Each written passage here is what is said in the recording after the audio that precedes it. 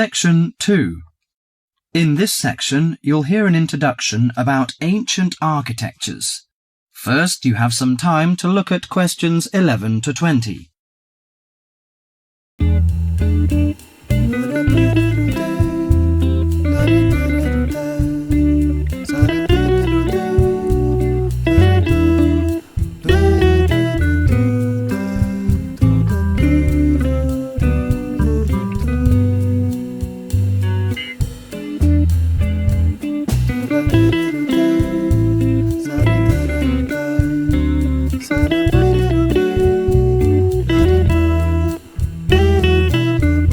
Questions 11 to 20. The architecture of the ancients often reflects the ideas and beliefs of that time. Some of the ancient structures can give us a glimpse into the minds of the people who built them. Now, Professor Francis is going to talk to us about ancient architecture. No story is more interesting or impressive than the story of architecture, and in particular the activities of human beings in the art of building. Let's have a look at this in some detail. Did you ever visit the pyramids? Look at this picture, please. The pyramids in Egypt are true wonders of the ancient world. Khufu's pyramid is a stunning 138-metre-high mass of 2.3 million stones, each weighing about 2.5 tons. It was built to geometrical perfection over 4,500 years ago, with simple stone and copper tools. It was so far advanced that some have suggested it was designed by aliens. Actually, there is an astronomical significance to the perfect precision of the pyramids. By using two stars that circle the sky polar point, Egyptian astronomers were able to arrange the pyramids due north.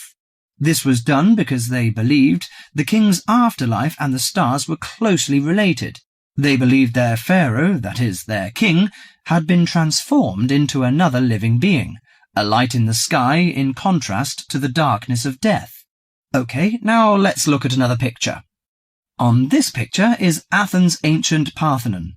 It is an immense columned temple, built almost entirely of marble. Athens' ancient Parthenon is a perfect model of classic Greek architecture.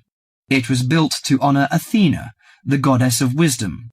Therefore, it includes the ideals of logic and reason in its design.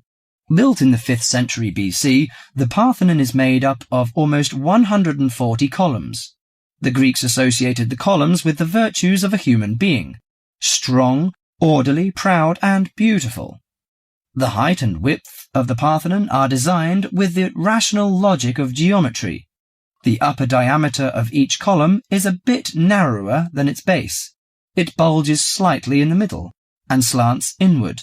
This kind of optical illusion makes the columns appear more graceful and thus more beautiful. The Parthenon also symbolizes democracy. Each column supports the entire structure, just as each person contributes to the government. It symbolizes that Athens' government is democratic.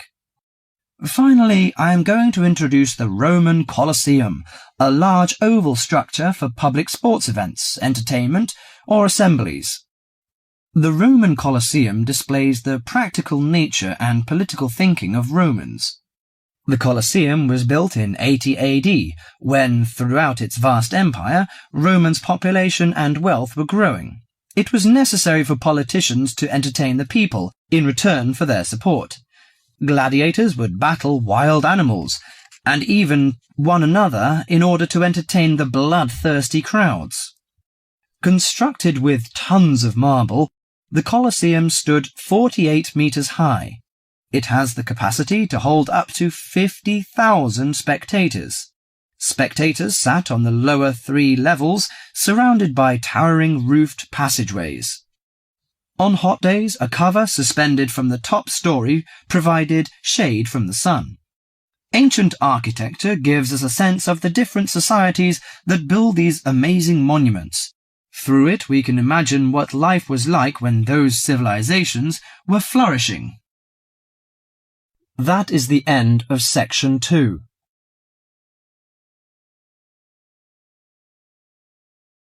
You now have half a minute to check your answers.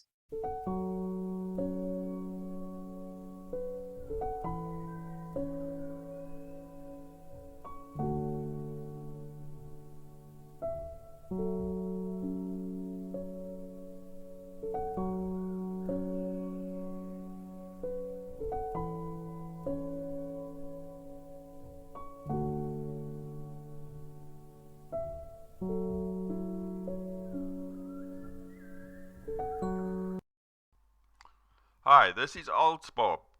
I would very much appreciate it if you could like, subscribe and share this video, as this will enable me to help more IELTS students reach their IELTS goals. Very much appreciated. Thank you.